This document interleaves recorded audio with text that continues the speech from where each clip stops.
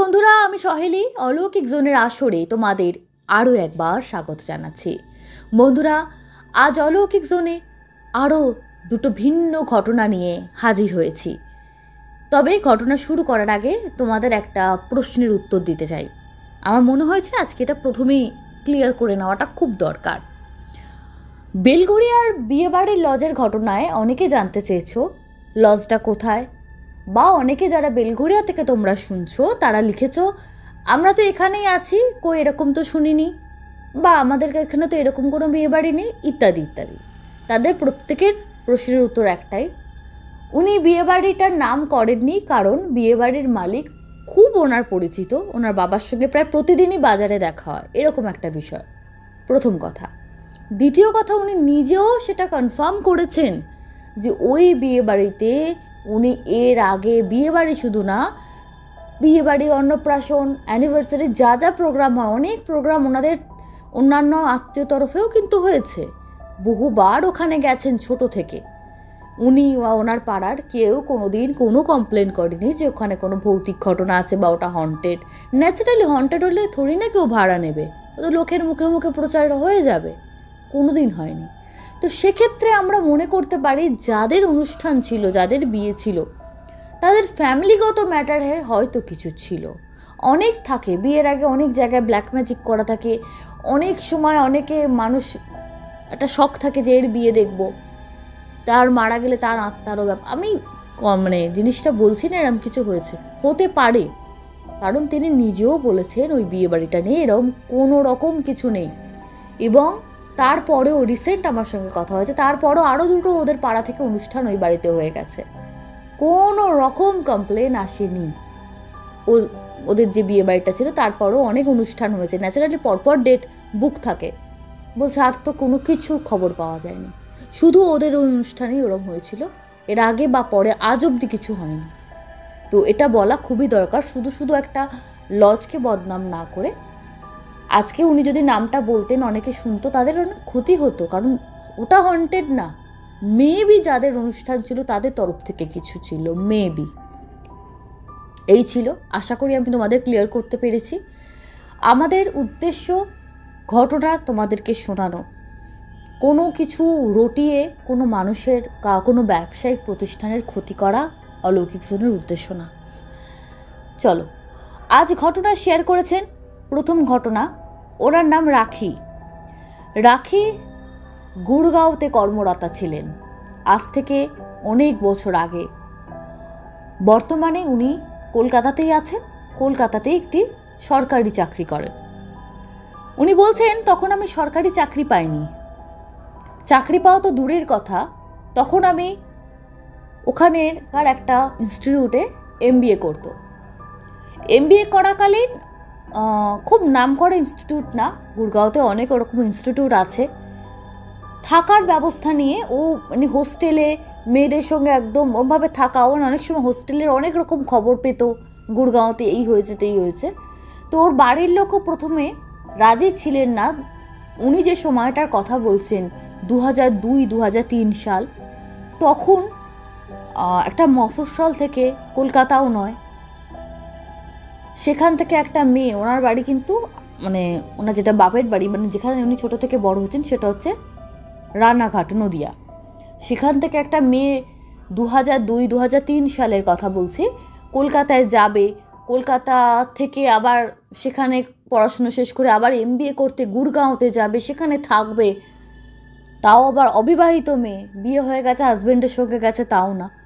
ওই সময় উনি বলছেন ওনার এরিয়াতে, অন্য জায়গায় হয়তো অনেক অন্য কিছু হতে পারে, প্রবলেম ছিল, আত্মীয়দের, বাড়ির লোকেদের অনেকের আপত্তি ছিল, কিন্তু ওর মায়ের একটা শখ ছিল নিজের জীবনে দাঁড়াবার। ন্যাচারালি ওর মায়ের সময় সেরকম মা সুযোগ পাননি, বেশি পড়াশুনোও করতে পারেননি, তো মেয়েকে দিয়ে সে স্বাদ পূরণ করতে, মেয়ে পড়াশুনো অত্যন্ত ভালো। কলকাতার কলেজে পড়াশুনো শেষ করে MBA করা, তখন MBAও খুব হাতে গোনা কিছুজন করতেন, MBA করবে, খবর নিয়েছে, গুড়গাঁওতে গেছে। তো থাকার ব্যবস্থার জন্য ওর 2 দাদা আছেন, দাদা বাবা সবাই মিলে ওকে রাখতে গেল, আগে থেকেই মোটামুটি ব্যবস্থা করেছিল। কিন্তু যেখানে ব্যবস্থা করেছিল সেখানে কিছুদিন থাকার পর ওর খুব অসুবিধা হচ্ছিল, সেখানে জলের প্রবলেম ছিল, আরও কিছু কিছু প্রবলেম ছিল। শুনেই মা বাবা দাদাদের মন ওর কাছে পড়ে থাকতো। সঙ্গে সঙ্গে তারা ছুটে গেলেন, ছুটে গিয়ে ওনারা অন্য একটা ব্যবস্থা করলেন। সব থেকে বেশি উনি বলছেন প্রবলেমে পড়েছিলেন দিল্লি বা গুড়গাঁওয়ের কাছাকাছি ওনার কোনো রিলেটিভ ছিলেন না, যেখানে আর কি প্রথমে উঠেছিলেন থাকার জন্য টেম্পোরারি হলো, সেখানে একটি মেয়ের সঙ্গে আলাপ হয়েছিল যে মানে আমাদের ওয়েস্ট বেঙ্গল থেকে গেছে। তো ভগবান আর কি মানে মানুষকে ঠিক খুঁজে পাইয়ে দেয় বা সুযোগ করে দেয়। তো তার তরফ থেকে সে অনেক বছর ওখানে আছে, তার সূত্র ধরে একটা বাড়ির সন্ধান পাওয়া গেল। অনেকগুলো বাড়ি পেল, ওদের মোটামুটি টাকা পয়সায় ঠিক হলো একটা বাড়ি, সেটা গুড়গাঁওতে। ভদ্রলোক মাঝবয়সী, পুরো পরিবার, ওনার দোতলা বাড়ি, একদম একটু গুড়গাঁওয়ের একদম প্রপার জায়গায় না, ভেতর দিকে বলতে তখন জায়গাগুলো ভীষণ ফাঁকা ফাঁকা, প্রচণ্ড ঠান্ডা ছিল ওই সময়।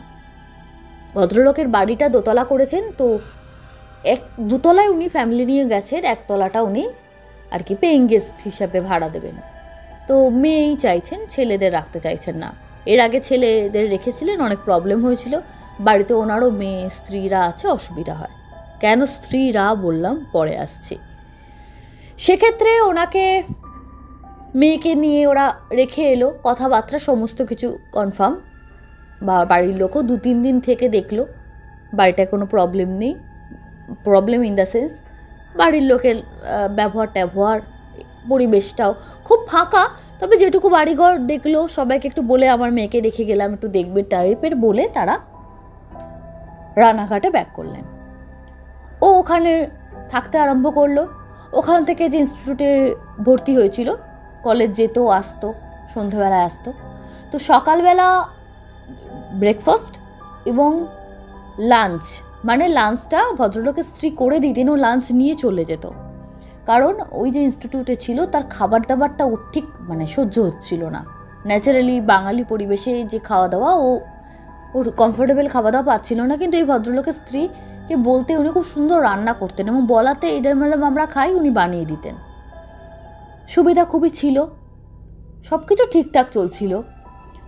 একদিন ভদ্রলোকের বোধহয় কোনো অনুষ্ঠান ছিল, উনি ওনার দুটো বিয়ে, বাড়ির যিনি মালিক তার দুজন স্ত্রী, একজন স্ত্রী একটু রোগা মতো অল্প বয়সী, ভদ্রলোকের বয়স যদি 45-46 হয় আনুমানিক, সেই ভদ্রমহিলার বয়স খুব বেশি হলে 26-27 হবে। এত কম বয়সের একটা মেয়েকে বিয়ে করেছেন। তবে ওনার প্রথম স্ত্রী, তার বয়স ওই 40-এর গোড়ায়, তিনি ভদ্রলোকের সঙ্গে একদম সমবয়সী, কিন্তু দ্বিতীয় স্ত্রী খুবই ছোট। তো প্রথম তো কিছু বোঝা যেত না, সব কিছু ঠিক ছিল। তো একদিন ও বাড়িতে এসে কিছু কাজকর্ম করছে, কাজ মানে ওর ইনস্টিটিউটের পড়াশুনো, কম্পিউটারে বসেছে, কিছু কাজ করছে।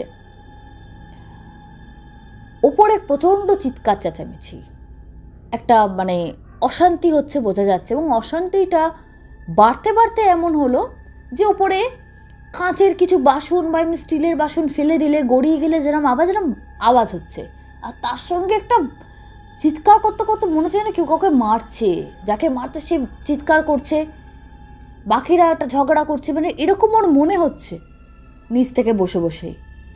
ওরা ওদের নিজেদের ভাষায় কথা বলছিল, ওর সঙ্গে যখন কথা বলে পরিষ্কার হিন্দিতে কথা বলে, কিন্তু ওরা যখন নিজেরা কথা বলে তখন ওদের ওখানকার যে টানে ওই রকম একটা ল্যাঙ্গুয়েজে ওরা কথা বলছিল।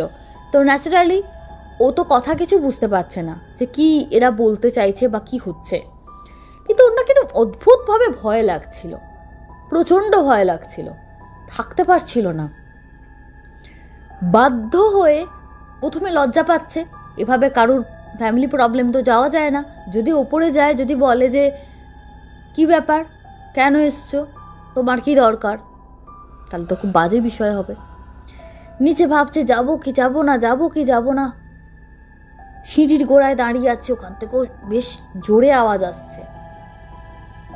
তবু একটা টাইম না থাকতে পেরে ওপরে উঠে চলে গেল, মানে ও ভাবছে কি বলবো গিয়ে। তারপরে ও একটা কিছু মনে ভেবে যে আমি জিজ্ঞেস করলে যদি বলে কেন এসছো আমি এটা বলবো। অদ্ভুতভাবে ওপরে গিয়ে যখন ও দাঁড়ালো, দেখলো যে তেমন কিছু না, মানে ওই যেরকম ভয়ঙ্কর কিছু কল্পনা করছিল গিয়ে হয়তো দেখবো তেমন কিছু না, তবে মুখটুকগুলো সবার ভার হয়ে আছে। ভদ্রলোকের মা একটা ইজি চেয়ারে বসে আছেন, তার মুখ গম্ভীর। ভদ্রলোক গুমসুম মেরে একটা জায়গায় দাঁড়িয়ে কি যেন একটা করছেন, এবং ওনার দুজন স্ত্রীর একজনকেও সামনে দেখা গেল না। ওকে দেখে ভদ্রলোক একটুখানি অপ্রস্তুত হয়ে, কিছু লাগবে? তো ওরা কিন্তু ডিনারের ব্যবস্থা করতো না। মেয়েটি রাত্রেবেলা ডিনার ও খাবারের ব্যবস্থা প্রথম প্রথম 2-1বার নিয়েছিল, কিছু সময় খাবার কিনে আনতো, তারপরও নিজে আস্তে আস্তে টুকটাক বানানো স্টার্ট করেছিল, জিনিসপত্র রান্নার জোগাড়ও করেছিল। বলল যে আজকে আমার ডিনারটা বানানো হয়নি, আপনারা একটু আজকে কি প্রোভাইড করতে পারবেন? ভদ্রলোক, ওনার মা একটু অপ্রস্তুতে পড়ে গেল যে খাবার আজকে, হঠাৎ করে বলছে এরকম তো কোনো কথা হয়নি, কিন্তু তুমি একা মেয়ে, তুমি যখন চাইছো ডেফিনেটলি আমাদের যা হয়েছে সেটা তুমি খেয়ে নিতে পারবে। বলছে হ্যাঁ হ্যাঁ, মেনলি ও খাবারের জন্য যায়নি, ও এরকম চেঁচামেচি শুনে হট করে চলে গেছে থাকতে না পেরে। ভদ্রলোক এবার ওকে আশ্বস্ত করলেন যে ঠিক আছে তুমি যাও, আমি আমার ওয়াইফকে পাঠিয়ে দেবো, ও গিয়ে তোমাকে খাবার দাবার দিয়ে আসবে। তো নিচে এলো, নিচে এসে আবার কাজ করতে বসলো, কিছুক্ষণ সব চুপচাপ, তারপর আবার চিৎকার চেঁচামেচি শুরু। আর তো যাওয়া যায় না, আর খাবারের কথাও বলা যায় না যে এবার আমার কখন দিচ্ছেন বা কিছু, কিন্তু ওর না একটা অসহ্য লাগছিল। তখন ওর কাছে কোনো ফোন ছিল না। প্রথম প্রথম ভদ্রলোকের বাড়ির ফোন থেকে, ল্যান্ড ফোন থেকে ফোন করতো, মাঝে মাঝে বাইরের কোনো বুথ থেকে, তখন ওটা বুথের প্রচলন খুবই ছিল সব জায়গায়, বুথ থেকে বাড়িতে ফোন করতো। ও ভদ্রলোকের স্ত্রী অনেক রাত্রি করে, মানে ছোট বউ যাকে বলছি, দ্বিতীয় স্ত্রী, তিনি খাবার দিতে এলেন, কিন্তু তার মুখ চোখ দেখে মনে হলো তার উপর দিয়ে খুব বড় ঝড় বয়ে গেছে। তার চুড়িদারটাও কেমন যেন একটা জায়গায় ছেঁড়া, মাথা চুলগুলো এলোমেলো, হাতটা বেশ কাঁপছে, খাবারটা নিয়ে যে রেখে গেল কাঁপছে, চোখের মধ্যে একটা জল শুকিয়ে আছে, মনে হচ্ছে খুব কান্নাকাটি করেছে, মুখটা থমথমে। ওই মেয়েটি যেহেতু অল্প বয়সী মেয়ে, আর যে গেছে সেও খুবই ছোট তখন, ওকে না ওর খুব ভাল লাগতো, ওর মুখটা এত মিষ্টি, এত মায়াময়, 2-1বার কথাও বলেছে। তো সেদিন না থাকতে পেরে বলল, তুমি এরকম খুব প্রবলেম না তোমার? বলি ভাবলে এমায় কি বলে ফেললাম, সে এবার কি ভাববে যদি মুখের ওপর বলে দেয় আপনার কি দরকার আমার বাড়িতে যা হচ্ছে হোক, আপনি থাকতে এসছেন, আপনাকে তো আমরা কিছু করছি না। মেয়েটি কেমন অযোধ্যারায় কেঁদে ফেলল। যে বলছে রাখি, ও আশা করেনি যে এ কেঁদে ফেলবে আমার কাছে, প্রচণ্ড কান্নাকাটি করতে শুরু করে দিল। তারপর ও একটা অদ্ভুত কথা বলল। মেয়েটি বসলো, বসে বলছে আমার এখানে থাকতে ভালো লাগে না, আমি সত্যি এখানে থাকতে চাই না, আমি নিতান্ত নিরুপায় হয়ে এনাকে বিয়ে করেছি বা এই বাড়িতে আছি। এনার সঙ্গে যখন আমার বাড়ি থেকে বিয়ে সম্বন্ধ হয় তখন আমরা জানতাম না যে এনার আগে স্ত্রী আছে, এরা রীতিমতো সম্বন্ধ করে আমার সঙ্গে বিয়ে হয়েছে। এইবার মেয়েটি অবাক হয়েছে, সম্বন্ধ করে বিয়ে? ওকে ওর ভালো লাগতো, কিন্তু মনে মনে ভাবতে কেমন টাইপের মেয়ে, একজন স্ত্রী আছে সেই লোককে বিয়ে করেছে, তার প্রতি একটা নেগেটিভ মাইন্ডসেট ছিল। কিন্তু মেয়েটি আজকে যখন বলল, ওই যে বলে দূর থেকে দেখে কাউকে জাজ করতে নেই, না মিশে কথা বলে জানতে পারলো যে না, আমার সম্বন্ধ করেই বিয়ে, খুব গরিব ঘরের মেয়ে আমি, যেমন আমাদের পশ্চিমবঙ্গে ঘটকের ব্যবস্থা আছে ওখানেও সেরকম কিছু আছে, তো সেরকম একটা সূত্র ধরে ওর বিয়ে হয়েছে। ওনাকে আরও গ্রামের মেয়ে, প্রত্যন্ত গ্রামের মেয়ে, তো এখানে ওরা কিছু টাকা পয়সা যেটা দহেজ বলে সেরকম তেমন কিছু চায়নি।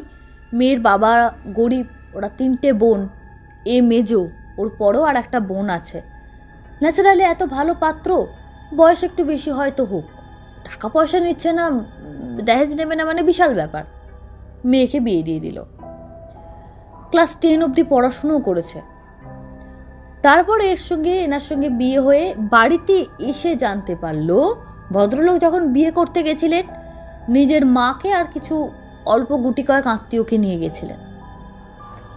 বাড়িতে এসে যখন ও এলো তখন জানতে পারলো ভদ্রলোকের আগের স্ত্রী আছেন, কিন্তু সন্তান নেই কোনো। তো মেয়ের পরিবার থেকেও লোক এলো, প্রথম বউয়ের বাড়ি থেকেও লোকজন এলো, অশান্তি হলো, চিৎকার চেঁচামেচি হলো। তো সেখান থেকে যে বুড়ো বিষয়টা এই মেয়েটি জানতে পারলো, ভদ্রলোক তার প্রথম স্ত্রী রেখে বিয়ে করতেন এই জন্য গেছেন কারণ তার প্রথম স্ত্রী সন্তান হয়নি, অনেক বছর বিয়ে হয়েছে, কোনো সন্তান হয়নি। স্ত্রীকে অনেক টোটকা, তাবিজ কবজ, ডাক্তার সবই করানো হয়েছে, ডাক্তার বলেছেন ওনার কিছু প্রবলেম আছে, ওনার সন্তান ধারণ সম্ভব না। তো সেটা যবে থেকে ভদ্রলোকের মা জানতে পেরেছেন যে সমস্যা বৌমার আছে, তাকে তো আর মেনে নেওয়ার প্রশ্নই ওঠে না। অথচ উনি তাড়িয়েও দিতে পারছেন না, কারণ বৌমা রান্না বান্না সংসারটাকে ধরে রেখেছে। কি করা যায়, সন্তানের জন্য ছেলেকে আরেকবার বিয়ে দিলেন। ছেলের মা মধ্যস্থতা করলেন যে কোনো অসুবিধা হবে না, আপনার মেয়ে নতুন এসছে, আপনাকেও ভালোভাবে রাখা হবে সব কিছু, আর প্রথম যে বউ তাকেও তো আমরা তাড়িয়ে দিচ্ছি না, সেও ভালোভাবে থাকবে সব কিছু। প্রথম নানা রকম প্রবলেম হলো, সেটাও রাখিকে বলেছিল, সেগুলো নিয়ে আমি আর এখানে বলতে চাইছি না। কিন্তু 1 বছর ঘুরতে না ঘুরতেই এই তার দ্বিতীয় স্ত্রী, মানে যে মেয়েটি গল্প ঘটনা বলছে ছোট বউ, সে যখন সন্তান সম্ভবা হলো তখন তার বড় জায়ের বা সতীন যদি বলি, তার রাগ ওর ওপর চরমতম জায়গায় পৌঁছালো যে আমি এত বছর এসেছি, আমি সন্তান দিতে পারলাম না, ওর সন্তান হলে তো ওই বাড়িতে রাজ করবে, একে তো আমি কিছু করতে পারবো না। তো নানা রকম কোথা থেকে কি টুকটাক করে এসে ওকে খাইয়ে ওর বিছানার বালিশের তলায় নাকি কি জড়িবুটি রেখে প্রথম সন্তান নষ্ট হয়ে গেল। ভদ্রলোক জানতে পারলেন, ও স্বামীকে বলে দিয়েছে দুজনের আলাদা ঘর, বড় বউয়ের ঘর আলাদা, এর ঘর আলাদা, যা আমার ঘরে দিদি এসে সব রেখে গেছে, এই জন্যই বোধ আমার সন্তান মারা গেলে। ভদ্রলোক তো প্রচণ্ড রাগারাগি করে স্ত্রীর সঙ্গে প্রচণ্ড অশান্তি, মারামারি, অনেক কিছু হলো। ভদ্রমহিলা প্রথম যিনি স্ত্রী, তার রাগ আরও সপ্তমে উঠে গেল। একে তো শত্রু তো ভাবতই, তাকে তো কোনোদিনই ভালো চোখে দেখেনি, সেটা সম্ভবও না, কিন্তু ওর জন্য যে অপমানিত হতে হলো। তারপর অনেক কথা যে তুমি সন্তান দিতে পারো নি, একজন সন্তান দিচ্ছে পরিবারকে, বংশধর, তোমার তাতে রাগ হচ্ছে, তুমি অশান্তি করছো।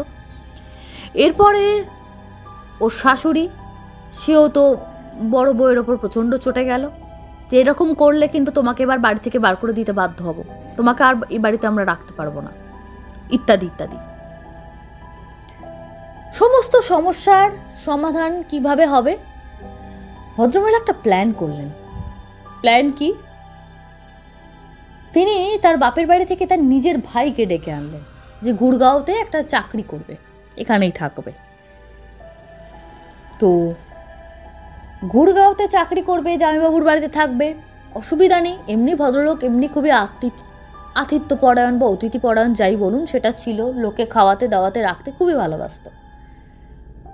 প্রথম বউয়ের ভাই এসে থাকতে শুরু করলো।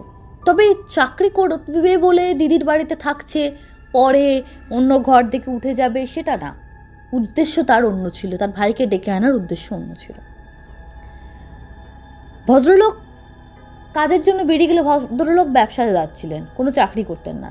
উনি যখন বাড়ি থেকে বেরিয়ে যেতেন এবং ওনার মাও পুজো আচ্ছা পাঠ বসে গীতা পাঠ করে এসব এতে ব্যস্ত হয়ে যেত, ওই ভাইটা অর্ধেক দিন অফিস যেত না, আদৌ অফিস যেত কিনা তাও কেউ জানে না, ও বাড়িতে থাকতো এবং এই ছোট বউকে নানা রকম ডিস্টার্ব করতো। তার নজর ভালো ছিল না, কুনজর ছিল। সতীনের ভাই মানে দিদির ভাই কিছু বলতে পারছে না, এবার বলবে তাহলে বাড়িতে লোক এসছে, তোমার পছন্দ হচ্ছে না, নানাভাবে মেয়েটিকে উৎপাত করা শুরু করলো। একদিন মেয়েটি ঘরে, ছোট বউ, মেয়েটি বলে যাকে সম্বোধন করছে, আমি ছোট বউয়ের কথা বলছি, আর রাখি তো বসে শুনছে পুরো ঘটনাটা। পোশাক চেঞ্জ করছিল, তখন ওই লোকটি বাইরে থেকে মানে দরজার ফাঁক থেকে নাকি দেখেছে। তো মেয়েটির দরজা খুলে যখন বেরিয়ে এসছে, হঠাৎ করে লোকটা চমকে গেছে। বলছে আপনি এরকম পোশাক, আমি পোশাক পরিবর্তন করছি, আপনি দেখছেন কেন? আমি অনেক দিন ধরে দেখেছি আপনার আচার ব্যবহার ঠিক না। এবারে ও ওর স্বামীকে বলে দিল যে এরম এরম সমস্যা হচ্ছে, উনি আমাকে ভীষণ বিরক্ত করেন, ঘরে কোনো খাবার রাখতে গেলে অযথা উনি হাত ধরেন, অযথা আমাকে ডিস্টার্ব করেন। তখন ওর স্বামী বলল, দেখো তুমি এরকম করলে তো তোমাকে রাখা যাবে না। বড় বউ এবার বলল যে না, তা না, ও বিভিন্ন অজুহাতে আমার ভাইয়ের যে ঘরে থাকে সেই ঘরে যায়। ওর শাশুড়ির ঘরের পাশে একটা ছোট ঘর ছিল, সেই ঘরটায় ও ভাইকে থাকার, মানে তখন ওরা একতলাতেই থাকতো, থাকার ব্যবস্থা করে দিয়েছিল, সেইখানে থাকতো। এবং দিদি বলতো যে তুই খাবারটা দিয়া, এটা দিয়া, আর বউটি সব যা বলতো তাই করতো। বদনাম যখন ওকে দেওয়া হলো যে না, আমি তো বলি আমি ভাইকে খাবার দিতে যাচ্ছি, ওর কি দরকার, আমি দেখছি, তোমার এই ছোট বউ নিজে যেচে আমার ভাইয়ের কাছে যায়, অল্প বয়সী আমার ভাইকে খুব সুন্দর দেখতে বলে ওর কাছে ইচ্ছা করে যায়, আর আমার ভাইয়ের নামে এখন বদনাম দিচ্ছে উল্টোপাল্টা কথা বলে। ভদ্রলোক বললেন, কেন এরম উল্টোপাল্টা কথা বলছো কেন? বলছে না, তুমি নিজে এসে দেখে যাও। এবার ভাইয়ের ঘরে ওকে নিয়ে গেল, নিয়ে গিয়ে ভাইয়ের যেখানে পোশাক থাকে তার সাইডে দেখাচ্ছে, দেখো তোমার বউয়ের চুড়িদার কিছু পোশাক আমার ভাইয়ের ঘরে রাখা আছে। ও আমার ভাইয়ের ঘরে এসে পোশাক পরিবর্তন করে। ভদ্রলোক প্রথমে বিশ্বাস করলেন না, কিন্তু চোখে যখন দেখলেন তখন বলছেন, ছোট বউকে এবার অবিশ্বাস করা শুরু করলেন যে তোমার পোশাক এই ঘরে কি করে? ও বলছে আমি জানি না, আমি রাখিনি, ও আমাকে বদনাম দিচ্ছে বলে, দেখো আমার ভাই ওর পোশাক নিয়ে এসে এখানে রাখবে, সেটা কি সম্ভব? আর যদি এরম করে, বাড়িতে এতগুলো লোক কেউ দেখতে পেল না। তখন শাশুড়ি মার পাশেই ঘর, শাশুড়ি মাকে বলছে, মা আপনি কখনো দেখেছেন আমার ভাই ওর ঘর থেকে গিয়ে ওর কোনো পোশাক নিয়ে এসে নিচের ঘরে রেখেছে? তার মানে আমার ভাইকে বদনাম দেওয়ার জন্য বলছে, ও ইচ্ছা করে করছে। শাশুড়ি মা এবার বললেন যে বৌমা, তুমি অল্প বয়সী মেয়ে, আমার ছেলের বয়স বেশি বলে কি তোমার পছন্দ না, তাই তুমি একটা অল্প বয়সী দিয়ে নানা রকম ইত্যাদি ইত্যাদি তাকে কিছু খারাপ কথা শোনানো হলো। সেবারে ওইটুকুতে মিটে গেল। জামাইবাবু এবার কিছুটা তো নিজের স্ত্রীকে সন্দেহ করেইছেন, আগের মতো সেই ছোট বউকে আর অতটা পছন্দ করেন না। আবার শালাকে যে পুরোপুরি বিশ্বাস করছেন তা না, ভদ্রলোক মাঝামাঝি পর্যায়ে আছেন। কিন্তু উনি কী করলেন, যে সমস্যার সমাধান করার জন্য একটা ঘর ভাড়া দেখে শালাকে অন্য বাড়িতে স্থানান্তরিত করে দিলেন। স্থানান্তরিত করার 1 থেকে 1.5 মাসের মধ্যে শালা আবার নিজের বাড়িতে ফিরে গেল। উনি খবর নিয়ে জানলেন সে গুড়গাঁওতে যে চাকরি পেয়েছিল সেটা আর করছে না, ও বাড়ি ফিরে গেছে, অন্য কাজ করবে। এবার ওনার মনে হলো যে বাবা, চাকরি করতে এলো, আমার বাড়িতে যতদিন ছিল, এবার যেই অন্য জায়গা দেখে দিলাম, তারা চাকরি করার দরকার হলো না। অদ্ভুত ব্যাপার। এবং ছেড়ে যে চলে যাচ্ছে সেটা জামাইবাবুকে জানানোর প্রয়োজন বোধ করলো না। এবার ওনার একটু সন্দেহ হলো যে ও কি সত্যি আমার স্ত্রীর ওপর নজর রেখেছিল, এসব বদমাইশি করার জন্য এসেছিল, তাহলে কি আমার স্ত্রী ওকে নিয়ে এসে সব করেছে? তো এরপরে আস্তে আস্তে ও ওখানে গিয়ে একটা অন্য কাজ করলো, ফোন করা শুরু করলো। ফোন করে মেয়েটিকে, দিদিকে বলতো ওকে ফোন দে, আমি ওর কাছে ক্ষমা চাইবো, যে আমি তোমাকে ক্ষমা চাইছি, আমি স্বীকার করতে পারিনি, তোমাকে খুব পছন্দ হয়েছিল, ইত্যাদি ইত্যাদি বলে মেয়েটিকে প্রায় দিন ফোন করতো। ফোন ধরতো, আত্মীয় কিছু বলতে পারছে না, বলতো আপনার দিদি এখন ব্যস্ত আছে, ওকে দিচ্ছি, আপনি ওনার সঙ্গে কথা বলুন, না আমি তোমার সঙ্গে কথা বলবো, ইত্যাদি ইত্যাদি। এবার এটা ওর স্বামী বুঝতেও পারতো এবং তাকে জানানোও হতো। এই শালাকে নিয়ে আর এই নিজের ছোট বউকে নিয়ে প্রচণ্ড অশান্তি চলত। তারপরে ওরা একতলা ছেড়ে দিল, মেসের ব্যবস্থা করলো, সেখানে কিছু ইয়াং ছেলে এলো, তারা ওর স্ত্রীর দিকে, মেয়েটির এত দুর্ভাগ্য, তাদের সঙ্গে কিছু গণ্ডগোল। এবার বড় বউ একটা বড় সুযোগ পেল যে দেখো, যেখানেই ছেলেরা আসে আমার ভাই নয় খারাপ, এই যে ছেলেগুলো এসেছিলো মেসে, এরাও কি খারাপ? ভদ্রলোক দেখলেন সত্যিই তো সবাই তো খারাপ না, তাহলে আমার স্ত্রীর চরিত্রই খারাপ, এই 2 নম্বর বউ আমার ভালো না। একতলায় ছেলেদেরকে তুলে দিলেন, দোতলা কমপ্লিট হয়ে গেল, বিশাল বড় বাড়ি, পরিবার নিয়ে দোতলায় চলে গেলেন। ইতিমধ্যে ছোট বউয়ের একটা কন্যা সন্তানও হলো। তাতে শাশুড়ি হাজবেন্ড কেউ খুশি না, কেন পুত্র সন্তান আশা করেছিল, হলো তো হলো, তাও আবার কন্যা সন্তান, একদমই খুশি না। যাই হোক, কী করা যাবে, না হওয়ার থেকে যা হয়েছে তাই ভালো, এরকম মানসিকতা তাদের। এই সব ঘটনা ঘটতে ঘটতে অনেক দিন কেটে গেছে। তারপরে ওকে বললো এখন তুমি এসছো। বলে এখন কি নিয়ে প্রবলেম? এখন সমস্যা হচ্ছে ওর শালা প্রায়, মানে আমার স্বামীর যে শালা বড় সতীনের যে ভাই, সে প্রায় আবার আসা শুরু করেছে। আসছে যাচ্ছে, এখানে গুড়গাঁওতে নাকি আবার কি কাজ করছে, থাকে অন্য জায়গায়, কিন্তু প্রায় দিন আসে, এসে আর যেতে চায় না। অদ্ভুতভাবে নানা রকম করে, বিরক্ত করে এবং আমাকে বদনাম করে। আমার স্বামীর মনটা এমন বিষিয়ে দিয়েছে যে উনি প্রতিদিন আমার উপর অত্যাচার করেন। বলতে বলতে কেঁদে ফেললো। তারপর থেকে দেখলো ওপর থেকে কেউ ডাকছে ওকে। ও বললো আমাকে ডাকছে, আমি এবার চলে যাই, অনেকক্ষণ তোমার ঘরে এসেছি। মেয়েটা শুনে খারাপ লাগলো। গরিবের মেয়ে, মেয়েটি বেশ সুন্দরী, সুন্দরী বলেই হয়তো এই লোকটি বিয়ে করেছিল, আর সুন্দরী বলেই হয়তো সব ছেলেদের কুনজরও ওকে পড়তে হয়। এক একজন মেয়েদের ভাগ্যও থাকে, বারবার একই ঘটনা তার জীবনে ঘটছে।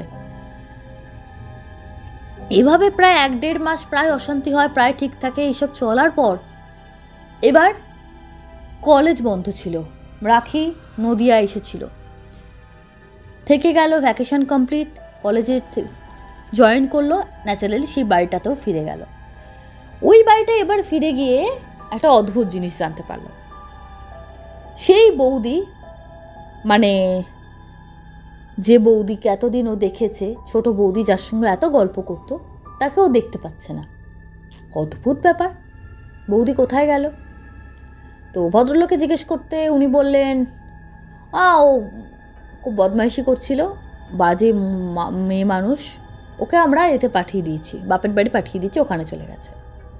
মেয়ে বাচ্চাটা আমাদের বাড়ি বাচ্চা, আমাদের কাছেই আছে, আর অসুবিধা তো নেই, আমার স্ত্রী আছে, ওর একটা মা তো আছে, সে দেখছে, মানুষ করছে। বললে এমন কি করলো বৌদি? আর ও তো সব জেনে গেছে যে এরম একটা অবস্থা হলো। এবার যখন ও ফিরে এসেছে, ও কলকাতা থেকে আসার সময় একটা ছোট, তখন এসেছিল নকিয়া ব্ল্যাক অ্যান্ড হোয়াইট, ও একটা ফোন কিনে নিয়ে চলে এসেছে। বাড়িতে এবার যোগাযোগ করতে পারবো। ওর বাড়িতে ল্যান্ড ফোন, কিন্তু ওকে ওর বাবা একটা ফোন দিয়েছে।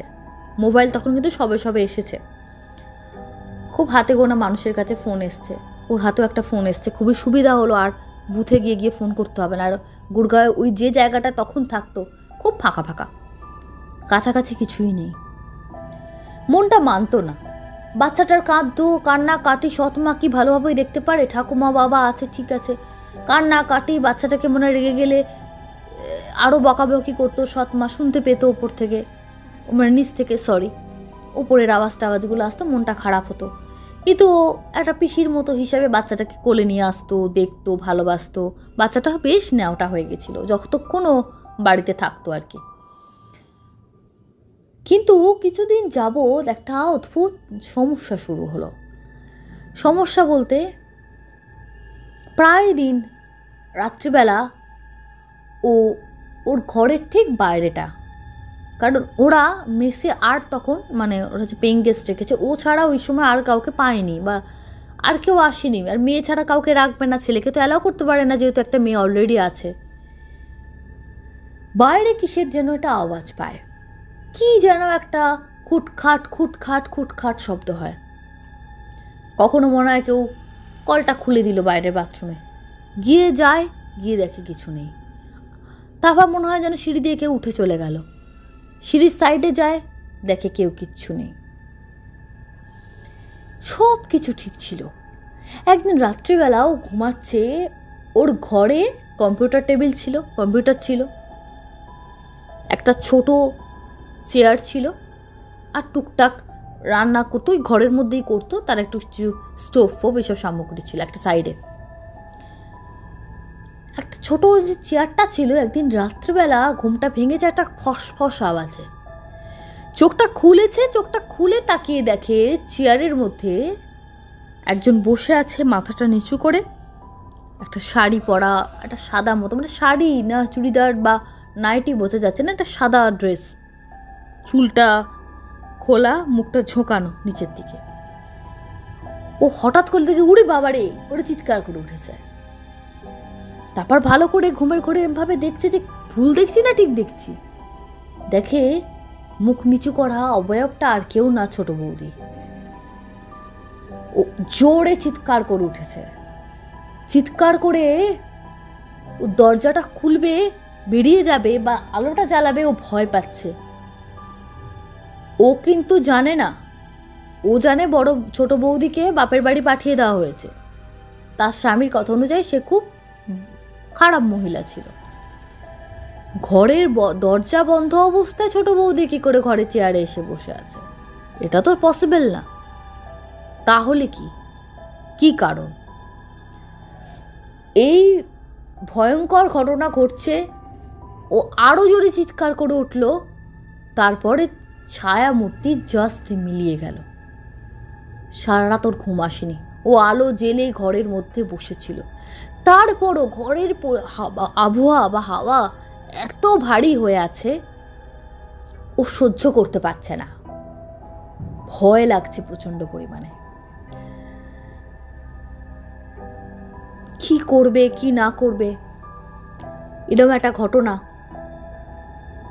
পরের দিন সকালে ভদ্রলোককে বলল, আমার না এরম এরম ফিল হয়েছে। ভদ্রলোক একটু চমকে গেলেন। চমকে গিয়ে বললেন, না না, আপনি হয়তো কোনো স্বপ্ন টপ্ন দেখেছেন ম্যাডাম, এরম কেন হবে? আর ও বাপের বাড়ি চলে গেছে, বাপের বাড়িতে আছে, ভালো আছে, এখানে আসে না ও আর। তোমার ঘরে তো দরজা বন্ধ, যদি বাড়িতে আসে, ও ফিরেও আসে, তোমার ঘরে ঢুকবে কি করে? তুমি দরজা খুলে রেখেছিলে? না, দরজা বন্ধ। ভদ্রলোক বিশ্বাস করলেন না। ভদ্রলোকের প্রথম স্ত্রী একদিন হঠাৎ করে, খুব বেশি কথা টথা বলতেন না, রান্না বান্না ভালো করতেন, মাঝে মধ্যে দিয়ে যেতেন। সকালে আর দুপুরে তো ওদের কাছেই খেত, আর ডিনারটা মাঝে মাঝে ওদের কাছে করতো, কখনো নিজে বানাতো, কখনো আবার কিনে আনতো। সেটা বলে যেত সকালবেলা যে আমি রাত্রে খাবো কি খাবো না। ভদ্রমহিলা কোনোদিন নিচে আসতেন না, গল্প করতেন না। হঠাৎ একদিন এসে বলছেন, তুমি এরকম বলছিলে, আমার হাজব্যান্ডের থেকে শুনলাম এরম এরম ওকে দরজা এসছে, ও কি করে আসবে, ও তো চলে গেছে, তুমি তো জানো। মানে ভদ্রমহিলা অ্যাকচুয়ালি কি বলতে চাইছেন রাখি কিন্তু বুঝতে পারছে না, কিন্তু কেমন যেন ওনাকে একটু টেনশনে আছেন বা কিছু যেন একটা লুকোতে চাইছেন, এরকম একটা হাবভাব স্পষ্ট। তো ওনার হাবভাবটা রাখির খুব একটা ভালো লাগেনি। বাড়িতে ফোন করেও প্রথম ভেবেছিল জানাবো না, কিন্তু তার সঙ্গে সঙ্গে আরও দু একটা ঘটনা ঘটে যে খাবার দাবারে ভীষণ গন্ধ হয়ে যাচ্ছিল। ওরা যেটা খাবার দিত সেটাও গন্ধ ছাড়ত। একদিন খাবারের মধ্যে প্রচণ্ড উগ্র ধূপের গন্ধ। কি ধূপ? যে ধূপগুলো মৃত মানুষ মারা গেলে যে ধূপ ইউজ করা হয়, তেমন একটা ধূপের গন্ধ। ভয় লাগছিল। রাত্রে একা শুতে এত ভয় লাগতো, আলো জেলে শুতো। ঠাকুরের কয়েকটা ছবি এনেছিল, টাঙিয়ে রাখছিল। একদিন মা দুর্গার একটা সুন্দর ছবি এনে দেয়ালে টাঙালো। জড়াম করে ছবিটা পড়ে ভেঙে গেল। তাতে যেন ওর ভয়টা আরও বেশি ওকে জাঁকিয়ে ধরলো। তাহলে কি সত্যি এই বাড়ির মধ্যে কিছু আছে টাছে? আর বাড়ি বললেই চট করে তো একটা বাড়ি পাওয়া যায় না। ওর মা বাবাকে পুরো বিষয়টা জানিয়েছে, তারাও টেনশন করছে। তারা বলছেন, আমরা টিকিট কেটেছি, আমরা আসছি, তোর কাছে যাচ্ছি, আগে থাকি, দেখি, বুঝি, তারপর আবার ভাবা যাবে। সেই দিন রাত্রে আলো জেলে শুয়েছিল, যেদিনকার ঘটনা মেন লোডশেডিং হয়ে গেল। কিন্তু যেই অন্ধকার হয়ে গেছে, ঘরের মধ্যে খচর খচর খচর পড়ে যাচ্ছে, কেউ হাঁটছে। বলছে ভয়েতে মনে হচ্ছে আমার মধ্যে আমি নেই, আমি নিজেই যেন মৃত, শরীর থেকে প্রাণটা বেরিয়ে যাবে। ঠক ঠক করে অদ্ভুত কাঁপুনি হচ্ছে, যেন মনে হচ্ছে কেউ বরফের বিছানায় আমাকে শুয়ে রেখেছে।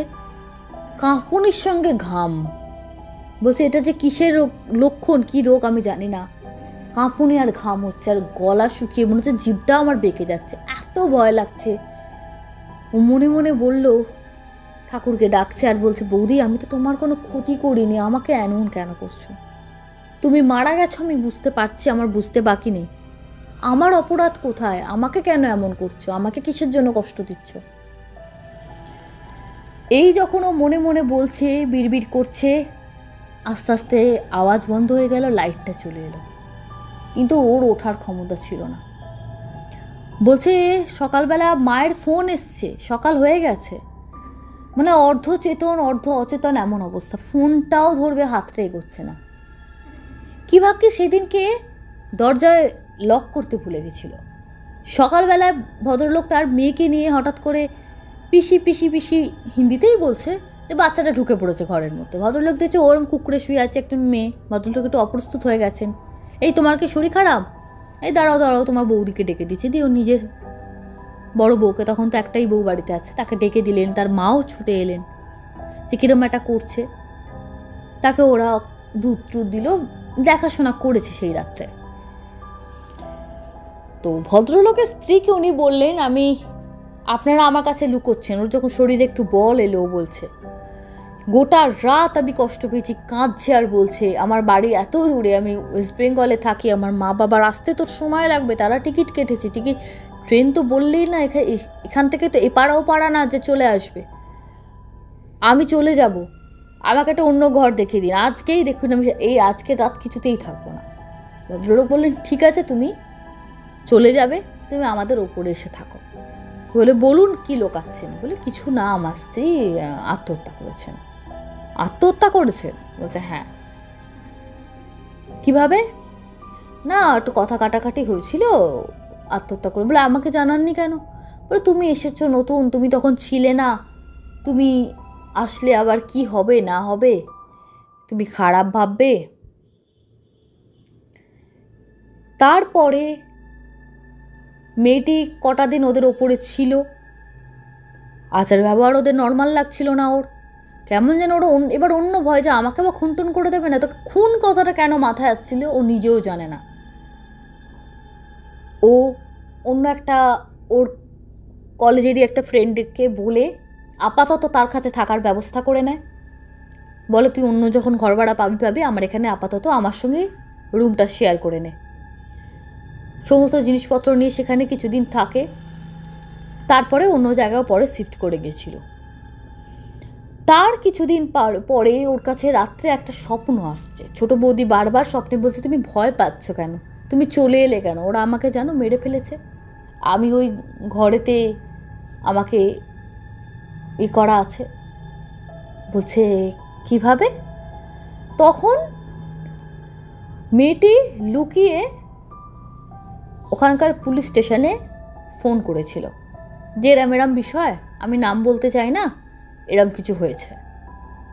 পুলিশ পাড়ার লোকের সঙ্গে কথাবার্তা বলে, তখন মেয়েটি অলরেডি ওই বাড়ি থেকে চলে এসেছে, কথাবার্তা পরে জানতে পারে যে হ্যাঁ এরকম সত্যিই ভদ্রলোকের দুটো বিয়ে ছিল। প্রথমত হিন্দু শাস্ত্রে দুটো বিয়ে, একটা স্ত্রী থাকতে দুটো বিয়ে এমনি অবৈধ। তারপরে ছোট বউয়ের বাপের বাড়িতে খবর দেওয়া হলো, বলে হ্যাঁ আমার মেয়ে অনেক দিন যোগাযোগ করে না, না আমার কাছে তো আসেনি। তো পরবর্তীকালে মেয়েটি খবরের কাগজে বেরিয়েছিল যে ওর স্বামীকে, ওর যে যাকে আর শাশুড়িকে পুলিশ অ্যারেস্ট করেছে বধূ হত্যার দায়। ছোট বাচ্চা মেয়েটা, যে বাচ্চাটা হয়েছিল, ওকে ওর মামার বাড়ির লোকেরা, নিজের মামার বাড়ির লোকেরা নিয়ে গেছে। তো ওই পুলিশে ধরার পর থেকে তারপরে কতদিন কেস চলেছিল, কি হয়েছিল ও জানে না। তারপর আর স্বপ্ন দেখেনি এবং তারপর আর কোনোদিনও ভয়ও পায়নি। তবে একটা কথা, ও যখন পরে অনেক বছর পরে, তখন ও কলকাতায় পুরোপুরি চলে এসেছে, ওখানকার কোর্সও কমপ্লিট হয়ে গেছে, MBA ছিল 2 বছরের, কমপ্লিট হয়ে গেছে। কলকাতায় যখন ও এসেছে, ছোটোখাটো চাকরি করছে, তখন সরকারি চাকরিও পায়নি। ও একবার ফিরে গেছিল কিছু দরকার বা বলেছিল একটা কারোর সঙ্গে দেখা করতে। তখন ওর খুব মনে একটা কিউরিওসিটি ছিল যে ওই বাড়িটা কি অবস্থায় আছে না আছে। তো অত বছর পর দিয়ে যখন গেছে, চিনতেই পারছে না যে ওই ফাঁকা জায়গার হালই গুরগাঁওয়ে পাল্টে গেছে। কিন্তু একটা জিনিস দেখে ওর অদ্ভুত লাগলো, ওই বাড়িটা, শুধুমাত্র ওই বাড়িটা একদম ভগ্ন দশা হয়ে পড়ে আছে। ও ভাবছে এই বাড়িতে আমি ছিলাম। লোকাল এরিয়ায় খবর নিল যে এরা কোথায় আছে না আছে, একটা পুলিশ কেস হয়েছিল যা কেউ জানে না। আর বাড়িটা প্রমোটার অনেকবার চেষ্টা করেছে নেওয়ারটাও, কিন্তু এর এমন বদনাম বাড়িটা, আর এটা আর কিছু হচ্ছে না। বলে রিসেন্ট এখন কি হয়েছে না হয়েছে বলতে পারবো না, এটা তাও 2016-17 নাগাদ বলছি, তখনও বাড়িটার ওরকমই অবস্থা ছিল। বর্তমানে হয়তো আজকে 2025 সালে এলে হয়তো দেখা যাবে অন্য চিত্র, হতেও পারে, ইদানিং আর চাইনি। বলে এই একটা ঘটনা আমার সঙ্গে হয়েছিল। যারা ভূতকে ঢপবাজি বলেন বলো ঈশ্বর না করুক আমাদের মতো এরকম আমি যে রাতগুলো কাটিয়েছি তার একটা রাতও তাদের কাটাতে হোক, তাহলে তারা বুঝবে বিশ্বাস অবিশ্বাসের থেকে এই যে ভয়টা কি মারাত্মক জিনিস। ঘটনা এখানে শেষ করলাম বন্ধুরা, সরাসরি চলে যাচ্ছি আজকে দ্বিতীয় ঘটনা। আজকে দ্বিতীয় ঘটনা পাঠিয়েছেন সংঘমিত্রা। উনি বলছেন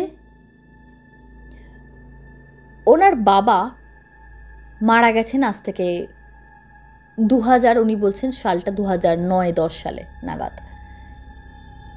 2010 সাল, ক্ষমা করবেন, আর ওনার ছেলে হয়েছে 2009 সালে। ওর বাবার নার্ভের একটু সমস্যা ছিল, অসুস্থ ছিলেন। নাতি হবার পর নাতিকে নিয়ে খেলাধুলোয় খুব ব্যস্ত থাকতেন। নাতি যখনই আর কি আসতো মামার বাড়িতে বেড়াতে, ছোট্ট বাচ্চা তো আমরা ইউজুয়ালি জানি, ঘটনাটা খুব ছোট্ট কিন্তু খুব অন্যরকম লাগবে তোমাদের। ইউজুয়ালি আমরা জানি বাচ্চাকে দেখলে, ছোট বাচ্চা একদম যারা সবে তাকাতে শিখছে, ঘাড় শক্ত হচ্ছে, ওরম বাচ্চাকে এরম মুখে আওয়াজ করলে বাচ্চারা তাকায়, হাসে, সব জায়গায় এটা আমরা করা। তো ওর বাবা ওর ছেলেকে এরকম যখন হাত পা নাড়ছে, খেলছে, খাটে শোয়ানো আছে, তো করতো, বাচ্চাটাও ঘুরে ঘুরে ঘুরে ঘুরে কোথা থেকে আওয়াজ আসছে দেখতে, আর খুব হাসতো। বা বাচ্চাটাকে কেউ কোলে নিয়ে ঘুরছে, বসে আছে, দাদু ওই দরজার বাইরে থেকে এরকমভাবে মুখে আওয়াজ করতো, আর ও খুব খিলখিল করে দরজার দিকে তাকিয়ে হাসতো। তো ওর দাদুর একটা ছোট্ট নাতি, তখন খেলার মানে কিছুই বোঝে না, তবুও বাচ্চাদের ওরকম হাসলেও সবার মনটাও ভালো লাগে, বাচ্চারাও ভালো লাগবে। দরজার ফাঁকে দাঁড়িয়ে একটু লুকোচুরি খেতেন, এই যে যেমন সব বাড়িতে হয়। আর ও তখন খুব খিলখিল খিলখিল করে, ওর ছেলে তখন ছোট্ট মানুষ, হাসতো। আর ঠিক জানে দরজার ওখানে দাদু লুকাচ্ছে, ও খালি এরমভাবে ঘাড় ঘুরি করে দেখতো আর হাসতো। তা ওর বাবা হঠাৎই মারা গেছেন তখন সবে 2 দিন হয়েছে। বাড়িতে লোকজনরা আসছে যাচ্ছে, বাচ্চাটা চুপচাপ ওর মায়ের কোলে বসে আছে। তো সেদিনও কেউ হয়তো দেখা করতে এসেছেন, একটা ঘরে বসে, ওই ঘরটায় বসে ওরা সবাই মিলে কথা বলছে। বাচ্চাটা তার দিদার কোলে, মানে সংঘমিত্রার মায়ের কোলে আছে, ওর পাশে বসে আছে, লোকজন এসছে কথা বলছে। তো বাচ্চাটা হঠাৎই, বাইরে ওই সময়টা কেউ নেই, দরজার ফাঁকে ঠিক ও দাদু যেমন টুকি করতো, যেমন তাকাতো আর খিলখিল করে হাসতো, ঠিক কোনো শব্দ আসছে না, অথচ ওই তাকাচ্ছে, হাসছে আর ঘাড়টা ঘোরাচ্ছে। ঘাড় ঘোরানো দেখে বোঝাই যাচ্ছে যে ও টুকি টুকি খেলছে আর খিলখিল করে হাসছে, যেন মনে হচ্ছে দাদু যেমন বলতো এই যে কে দেখে দেখে টুকি টুকি, জাস্ট লাইক দ্যাট, যেন মনে হচ্ছে কেউ করছে ওরকম, আরও তার সঙ্গে খুব খিলখিল করে হাসছে আর করছে। বলে কিছুটা সময় ওরা খুব ভয়ও পেয়েছিল, আবার ভেতরে একটা আনন্দও হচ্ছিল, যে বাবা দেখা করতে এসছে, অথচ ভেতরে একটা ভয়, সব একটা মিশ্র অনুভূতি কাজ করছিল। ভয় এই কারণে লাগছে যেহেতু ছোট শিশু, অনেকেই বলল যে এরকম। তারপর কিছুক্ষণ বাদে বাচ্চা আবার হাসিটা থামিয়ে আর নর্মাল হয়ে গেল, তার মানে আর কেউ খেলছে না ওর সঙ্গে। ভয় লেগেছিল 2 দিন, যে অনেকে বলে বাচ্চার ওপর নাকি খুব যার ওপর মায়া থাকে তার ওপর ভর করে বা ইত্যাদি, তাহলে তো খুব মুশকিল হবে। কিন্তু বাবা, তিনি কি কোনো ক্ষতি করবেন? বাবা দেখা করতে এসছে সেটা ভাবেও মনে আনন্দ হচ্ছে। তো মিশ্র অনুভূতি, কিন্তু ঈশ্বরের কৃপায় ওর বাবারই আশীর্বাদে কোনো রকম কোনো সমস্যা হয়নি। বলছি এটা একটা ছোট ঘটনা, কিন্তু একটা ছোট বাচ্চা, তাকে তো কেউ শিখিয়ে দেয়নি, সে তো আর কোনো অ্যাক্টিং করতেও শেখেনি, তাকে কেউ না কেউ নিশ্চয়ই ওরভাবে টুকি করেছে, বা ওটাও দাদুই করতো, আর কেউ নেই যে এমন না কেউ করছে, সেটা দেখে দেখে ওরকম করছে। আর অতটুকু বাচ্চা যে অভ্যেস হয়ে গেছে বলে যে সেটা প্র্যাকটিস করছে, সেই বয়সও তার হয়নি, সেটা 2-2.5 বছরের বাচ্চা হলে তবু সে আদো আদো কথা বলবে, ওরকম করবে। ওইটুকু বাচ্চা যার 1 বছর বয়স হয়নি, সে ওভাবে করতে পারে না, হয়তো 9-10 মাস বয়সের বাচ্চা। এই ছিল ওর পাঠানো ঘটনা। সরাসরি চলে যাচ্ছি বন্ধুরা কমেন্ট বক্স সেকশানে। ঘটনা আসতে দেরি হচ্ছে বলে তোমাদের কাছে ক্ষমা চেয়ে নিচ্ছি বন্ধুরা, তবে চেষ্টা করব এরপর থেকে, আমি আপ্রাণ চেষ্টা করব যাতে আমাদের পুরনো সময় আমাদের ঘটনা আসতো তখন যেন আসতে পারে। কমেন্ট করেছেন গীতা গোস্বামী, কমেন্ট করেছেন পূজা রয়। আচ্ছা, সত্যজিৎ ভট্টাচার্য বলেছেন আমি বেলঘড়িয়াতে থাকি, পুরো ঠপবাজি। দাদা আপনি বেলঘড়িয়াতে থাকেন, আমি বেলঘড়িয়া সম্পর্কে জানি, ছোট জায়গা না, অনেক বড় জায়গা। আর আপনার প্রশ্নের উত্তর আমি প্রথমেই দিয়েছি। যিনি ঘটনা শেয়ার করেছেন তিনিও এর আগে ওই অনুষ্ঠান বাড়িতে অনেক নিমন্ত্রণ খেয়েছেন আর কি, পরিষ্কার কথা। তিনিও কোনোদিন দেখেননি এবং তারপরও অনেকগুলো অনুষ্ঠান হয়ে গেছে ওদের পাড়া, সেখানেও কেউ দেয়নি। SJ আর্ট দুনিয়া লিখছেন বৈদ্যনাথ লজ, না এভাবে কারোর নাম বলবেন না। না, ও আমাকে কোনো লজের নাম বলেনি, প্লিজ কোনো লজকে এভাবে বদনাম করবেন না। Nabanita Das, Atanu Santra, Sarbani Mukherjee, Jayashree Santra, Dipak Das, name of the lodge. লজের প্রবলেম না, আমার যতটুকু ধারণা লজের প্রবলেম হলে বাকি যারা আসছে তারাও দেখতে পেত। ওটা যে পরিবারে হয়েছে তাদেরই কোনো প্রবলেম। সম্প্রীতি দাস, গোলু সেন, কুন্তল চক্রবর্তী, প্রিয়া ভট্টাচার্যী, প্রিয়তা ভট্টাচার্যী, মৌসুমী মির্দে, অনামিকা শেঠ, সম্পূর্ণা সান্যাল, অমিতা মুখার্জি। আরও যারা কমেন্ট করেছেন একটু দেখিনি। কমেন্ট করেছেন SK নাগ, আচ্ছা, রিকা, কমেন্ট করেছেন সূর্য বিশ্বাস, কমেন্ট করেছেন অলোক রানা। উনি বলছেন দিদি আমার কমেন্ট একদম পড়েন না। অবশ্যই পড়বো ভাই, ওরকম কোনো বিষয় নেই। সবসময় সবার কমেন্ট একসঙ্গে সম্ভব হয় না, আমি চেষ্টা করি সবার কমেন্টই নেওয়ার। বিউটি লাইফ, কমেন্ট করেছেন সুদেশনা সিংহ রায়, কমেন্ট করেছে সুদীপ্তা ব্যানার্জি, রহমান ইন্তেকাব, কার্তিক মল্লিক, হর্ষ, অমিত ভট্টাচার্য, মিঠুন পাল, সুমন সমাদ্দার, সুব্রত সিনহা এবং আরও অনেকে। আপনাদের প্রত্যেককে অসংখ্য ধন্যবাদ, এভাবেই আমাদের সঙ্গে থাকুন।